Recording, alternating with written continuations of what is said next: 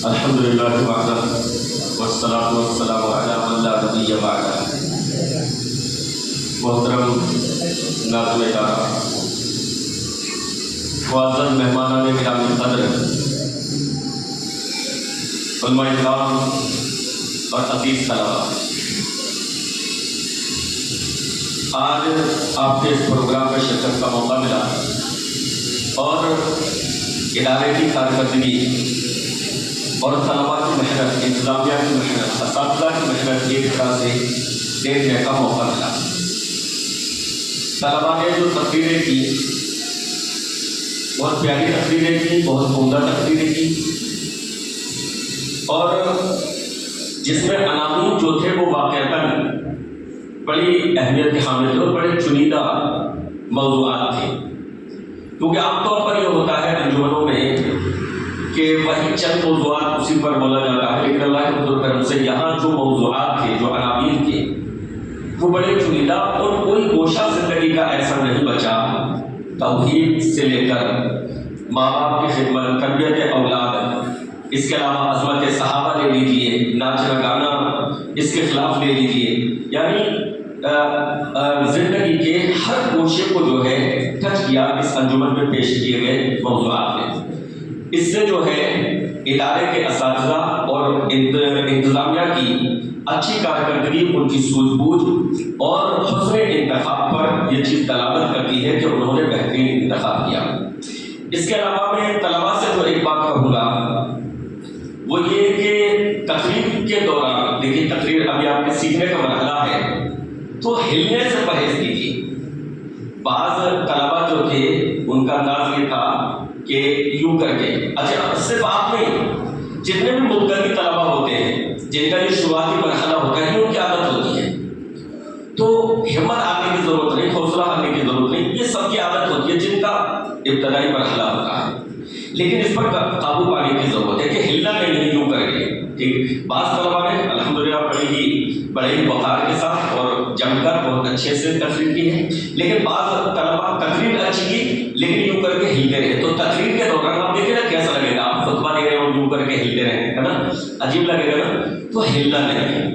اور یہ صرف آپ کی عادت نہیں، مبتدی طلباء کی عادت ہوتی ہے کہ دوران تقریر یوں کر کے ہلتے رہتے ہیں، تو اس پر ہمیں قابو پانا ہے، کیونکہ آگے چل کر آپ کو عوام کے درمیان تقریریں کرنی ہے، آگے چل کر آپ کو ان کی اصلاح کے لیے اسٹیجز پر جانا ہے اور ممبروں کی زینت آپ کو بننا ہے، تو آپ کا انداز جو ہونا چاہیے، پروقار ہونا چاہیے، آپ کا لہجہ، آپ کا اسلوب، ہر چیز جو ہے وہ بہتر ہونی چاہیے کہ جس سے ادارے کی تربیت کا بھی پتہ چلے کہ اللہ کے فضل و کرم سے فلاں صاحب اس جگہ سے فارغ ہیں اور انہوں نے بڑے ہی باوقار انداز میں جو ہے تقریر کی۔ تو دوران تقریر ہلنے سے جو ہے پرہیز کیجیے، اور اس کے علاوہ تقریریں الحمدللہ بہت اچھی رہی، اس کے اندر جو دلائل تھے وہ بھی وافر مقدار میں تھے۔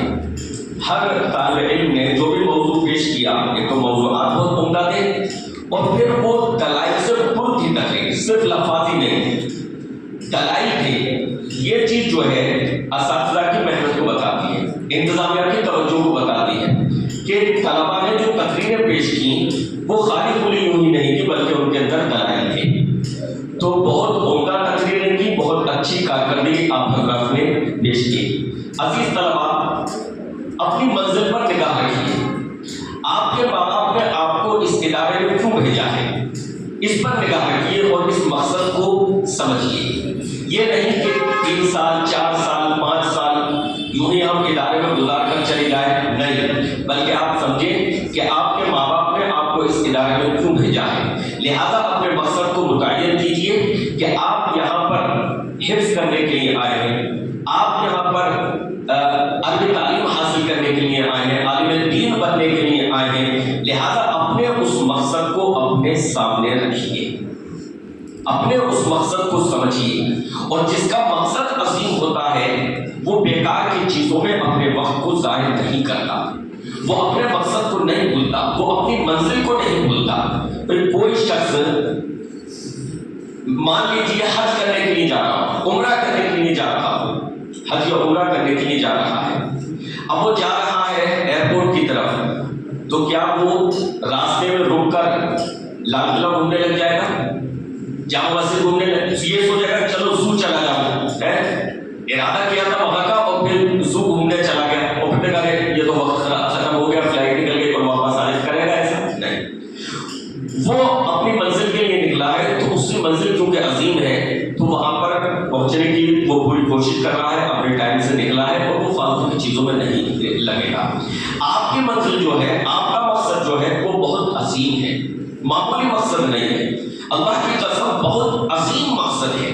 جو لوگ دنیاوی تعلیم حاصل کر رہے ہیں بے شک وہ بھی ضروری ہے، لیکن آپ کا مقصد جو ہے اور آپ کی منزل جو ہے وہ آخرت کو حاصل کرنا ہے.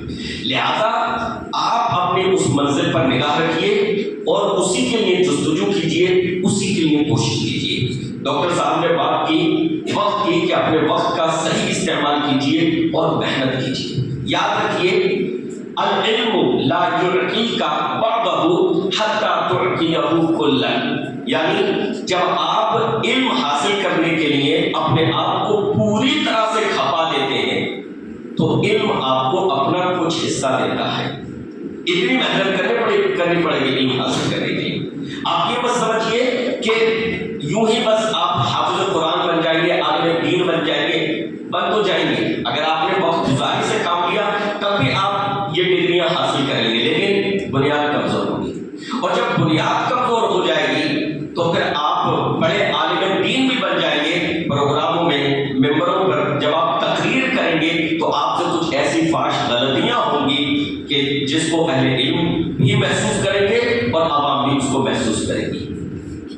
تو آپ عالم دین بن رہے ہیں، حافظ قرآن بن رہے ہیں، بنیاد کو مضبوط کیجیے.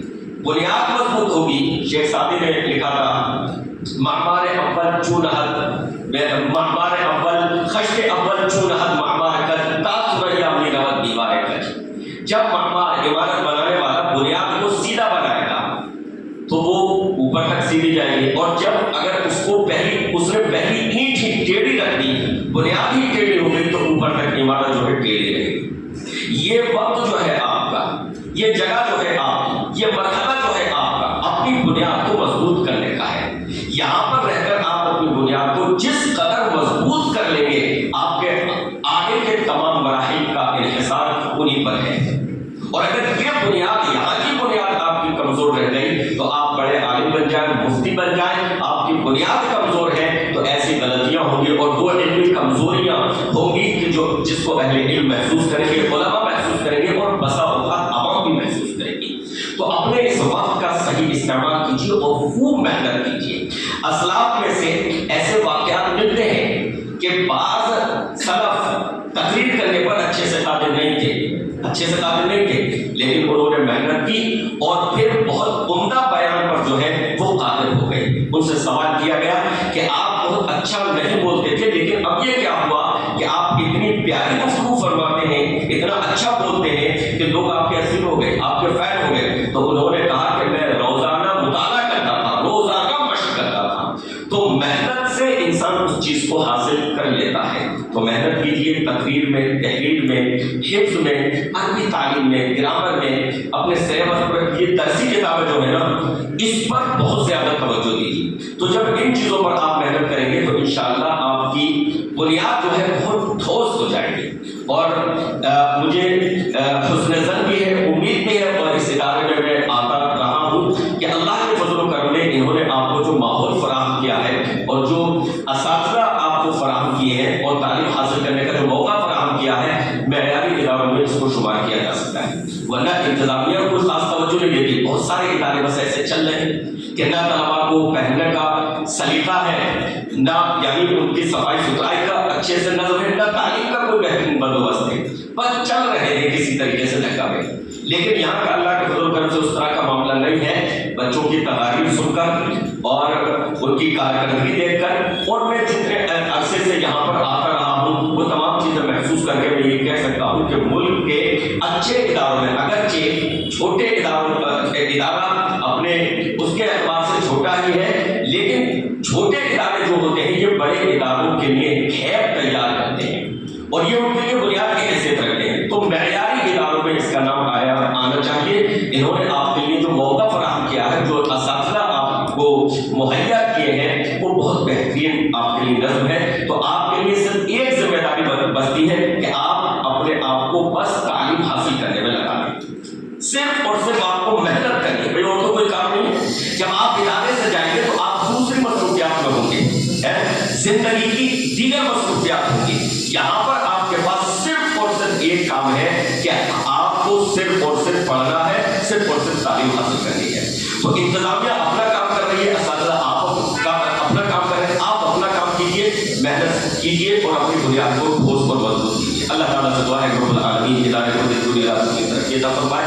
तो यहाँ से बेहतरीन खुर्रा, बेहतरीन उलमा, बेहतरीन आलिम दीन और बेहतरीन खैर यहाँ से तैयार हो, तो कौम और मिल्लत के लिए मुफीद हो। आमीन या रब्बल आलमीन। वस्सलामु अलैकुम।